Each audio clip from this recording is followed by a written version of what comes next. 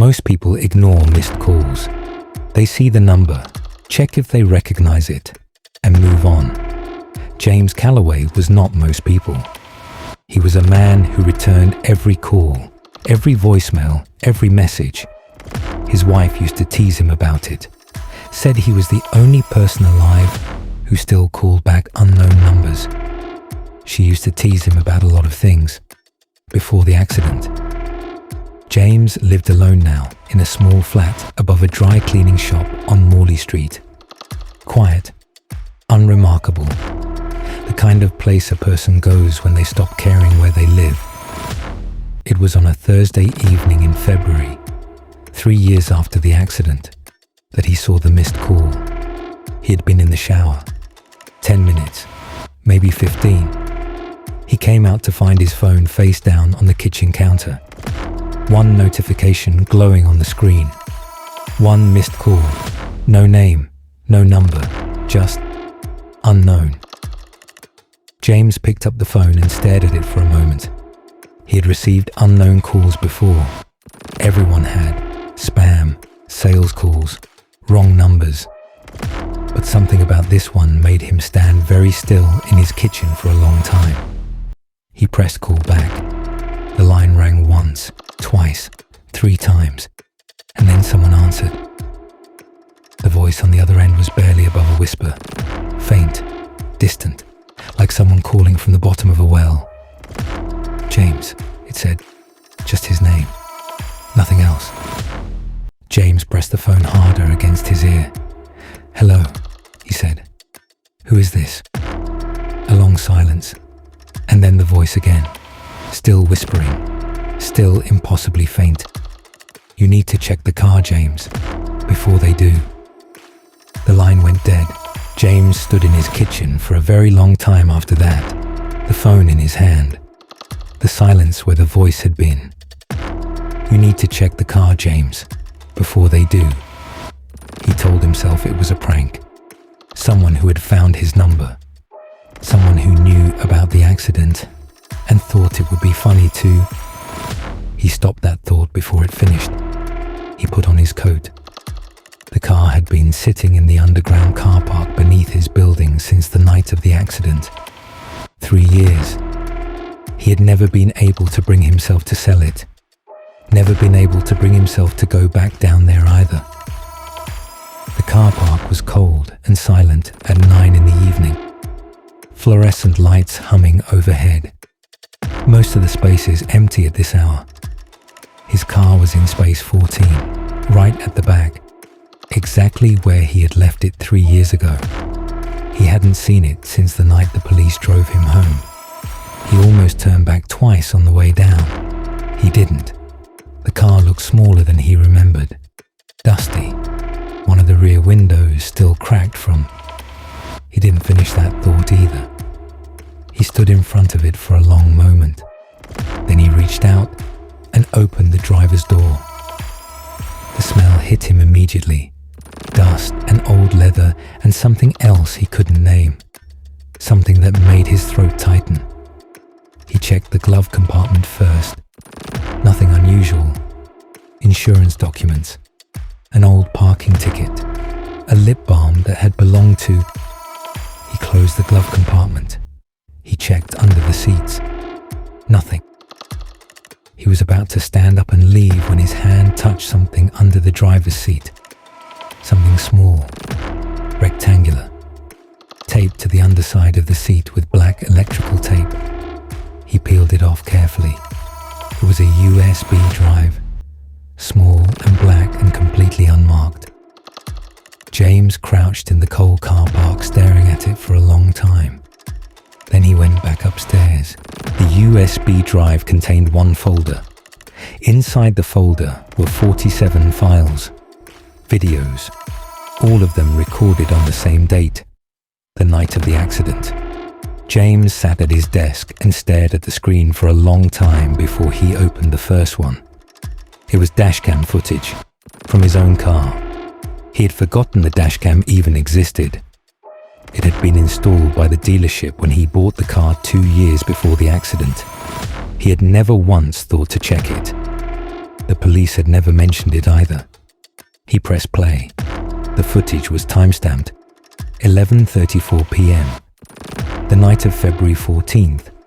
3 years ago, he watched himself drive, recognized the road immediately, the long straight stretch of the A7 just outside the city. Dark, quiet, a road he had driven 100 times. He watched himself indicate, pull out to overtake a slower vehicle, and then he saw it. A second car, coming from nowhere, no headlights, driving on the wrong side of the road at speed. James watched his own hands jerk the wheel, the world tilt sideways. The footage cut to static. He sat back in his chair. He had always believed the accident was his fault. The police report had said so. Fatigue behind the wheel, loss of concentration. He had accepted it, lived with it, carried it for 3 years like something too heavy to put down. But the dashcam footage told a completely different story. The second car had forced him off the road. Deliberately, he opened the second file, and the third, and the fourth. By the time he reached file 23, he understood everything. The other files were not dashcam footage. They were recordings, conversations, board meetings, phone calls, voices he recognized, names that appeared every week in the business section of the newspaper, and his wife's voice, recorded 3 days before the accident, telling someone on the phone that she had found something that could destroy them, something she was going to take to the authorities. James closed his laptop. He sat in the dark for a very long time. Then he picked up his phone. Not to call the police. Not yet. First, he needed to make sure the footage was safe. James spent the next 3 hours copying every file on the USB drive. He sent copies to 4 different email addresses, uploaded everything to 2 separate cloud accounts, printed the most important transcripts on his home printer, and sealed them in an envelope. Then he sat and thought carefully about who he could trust. The answer, when it came, surprised him.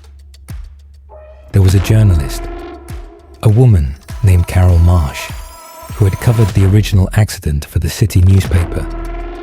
She had called him twice in the weeks after, asked questions he hadn't been able to answer. He had told her to leave him alone.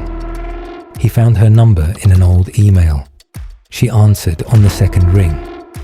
She did not sound surprised to hear from him. She did not sound surprised by anything he told her. "I have been waiting for this call," she said quietly, "for 3 years." They met the following morning, a coffee shop on the other side of the city. Carol arrived with a colleague and a recording device, and the kind of calm, focused energy that told James she had been preparing for this conversation for a very long time. She already had pieces of the story, missing pieces that the USB drive now filled in completely. It took them 4 months to build the case carefully enough to publish.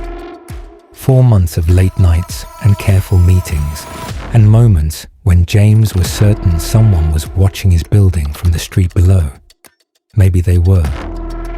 But the story ran on a Tuesday morning in June. Front page. Every major outlet picked it up within hours. By evening, 3 men had been arrested. By the following week, 2 more. James sat in his flat on Morley Street and watched the news on his laptop with a cup of coffee he forgot to drink.